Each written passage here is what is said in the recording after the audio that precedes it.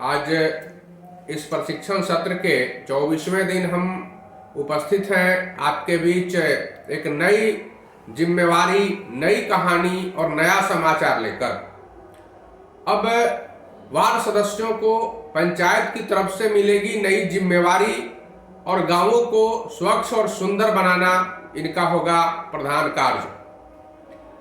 अब जिस बात पर हम लोग चर्चा करेंगे, यह सरकार की नई पॉलिसी, नई योजना पर हम लोग चर्चा करेंगे। बहुत सारे कार्य सरकार ने आपको सौंपे हैं, कार्यों की गिनती करना संभव नहीं है, जितना भी कहा जाए कम ही है। जिस प्रकार से बिहार सरकार के द्वारा 7 निश्चय पार्ट 1 की योजना, मुख्यमंत्री पेयजल तथा गली नाली पक्कीकरण योजना का कार्य आप वार्ड सदस्यों को सौंपा गया था और उसे वार्ड क्रियान्वयन सह प्रबंधन समिति के माध्यम से कार्यान्वित कराना था। तो इन दोनों कार्यों में अपार सफलता मिली सरकार को। लगभग 58,000 वार्डों में से 56,000 वार्डों में यह कार्य संपन्न हो चुका है। सरकार ने जो रिपोर्ट पेश किया है उसके अनुसार 98% वार्डों में नल जल का कार्य पूरा हो चुका है, सिर्फ 2% वार्ड बाकी है। साथ साथ गली नाली पक्कीकरण योजना का कार्य भी एवरेज अगर देखा जाए औसतन तो 20% बाकी है। किसी किसी जिला में 40%, किसी किसी जिला में 60% भी बाकी है। एवरेज 20% बाकी है, लेकिन लगभग बहुत सारे कार्य संपन्न हो चुके हैं।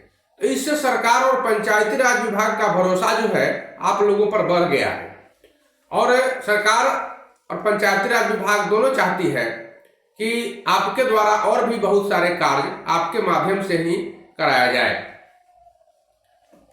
अब नया कार्य जो पंचायती राज विभाग ने आपको सौंपने का निर्णय लिया है, तो इसमें बहुत सारे कार्य आ रहे हैं और वार्ड क्रियान्वयन सह प्रबंधन समिति के माध्यम से ही इसको कराना है।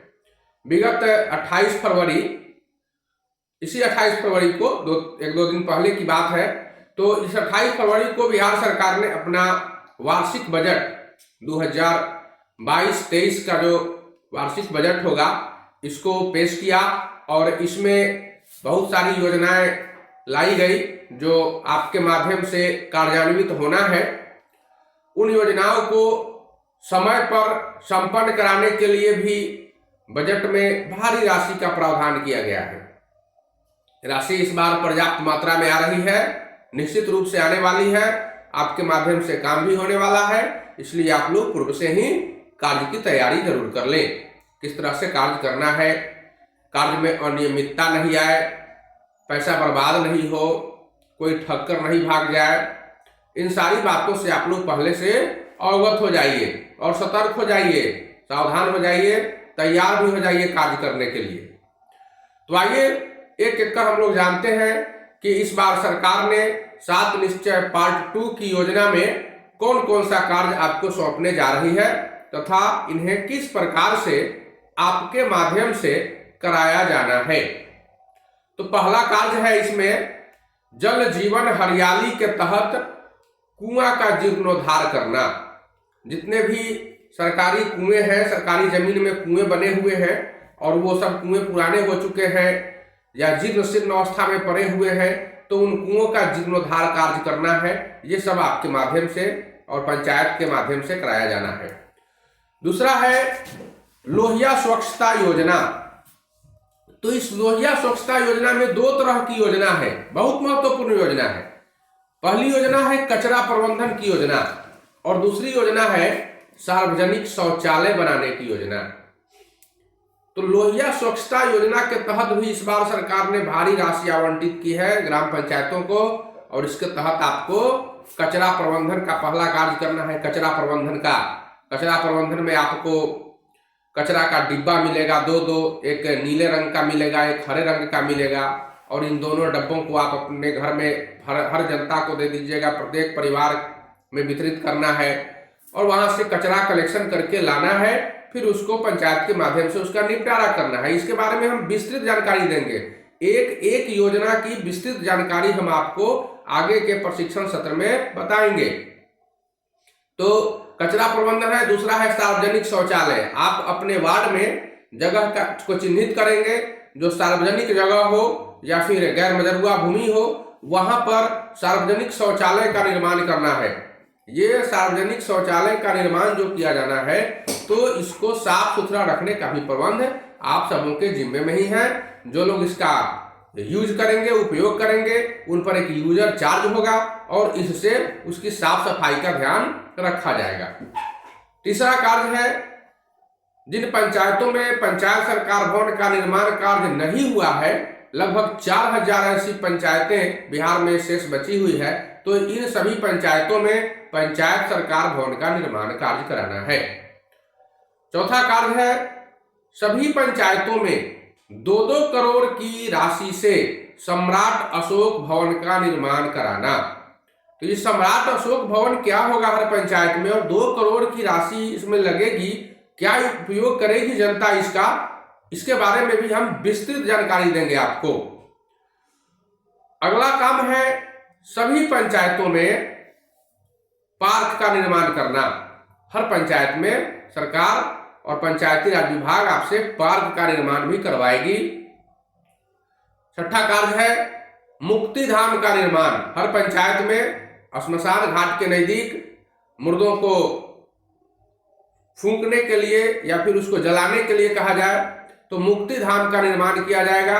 इसमें भी बहुत अधिक लागत है, ऐसा तो लगभग 4 करोड़ रुपया का लागत मुक्ति धाम के निर्माण में लगना है, लेकिन हो सकता है बिहार में छोटे तौर पर बने, इसमें भी 1 करोड़ 2 करोड़ के आसपास की राशि से मुक्ति धाम का निर्माण किया जाए। 7वां कार्य है कि प्रत्येक पंचायत में छठ घाट का निर्माण करना है। हर वर्ष छठ पर्व में लोग पोखरा के किनारे, तालाब के किनारे घाट बनाकर और पूजा करते हैं, अर्घ देते हैं। फिर सालों भर उसको कचरा फैलाकर गंदगी के सहारे उस जल स्रोत को गंदा कर देते हैं। तो सरकार का इस बार प्लान है, योजना बन रही है कि जितने भी पोखरे हैं, तालाब हैं, उनका जल जीवन हरियाली के तहत जीर्णोद्धार कार्य करा दिया जाए और साथ साथ उसमें सौंदर्यीकरण के तहत सीढ़ी घाट का निर्माण, छठ घाट का निर्माण करा दिया जाए।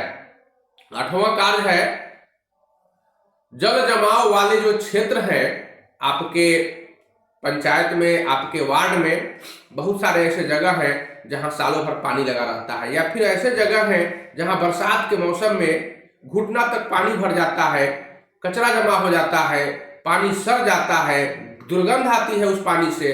तो ऐसी स्थिति में वो जो जल जमाव है उसके कारक हम ही लोग हैं। यत्र तत्र घर बना लेते हैं, मकान बनाने के क्रम में हम लोग पुल पुलिया को बंद कर देते हैं, नाला का मुंह जाम हो जाता है, जिसके कारण जल निकासी की समस्या बन जाती है। तो यह समस्या आगे चलकर बड़ी विकट होने वाली है। इसलिए आपको इस बार यह भी कार्य योजना में मिलेगा कि जहां जल जमाव वाले क्षेत्र हैं वहां से जल निकासी की व्यवस्था भी कराई जाए।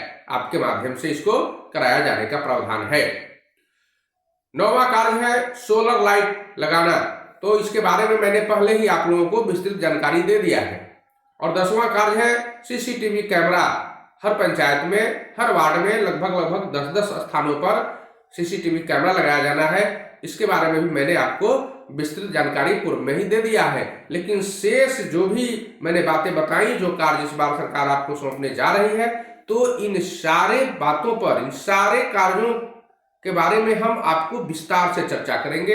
एक एक पॉइंट और एक एक दिन के प्रशिक्षण सत्र में इसका हम विशेष चर्चा करेंगे। लेकिन अभी आप लोग इतना ही जानिए और आप लोग तैयार रहिए कि अगले प्रशिक्षण सत्र में जो हम बातें आपको बताएंगे, इन सब चीजों के बारे में एक एक करके विस्तार पूर्वक चर्चा करेंगे।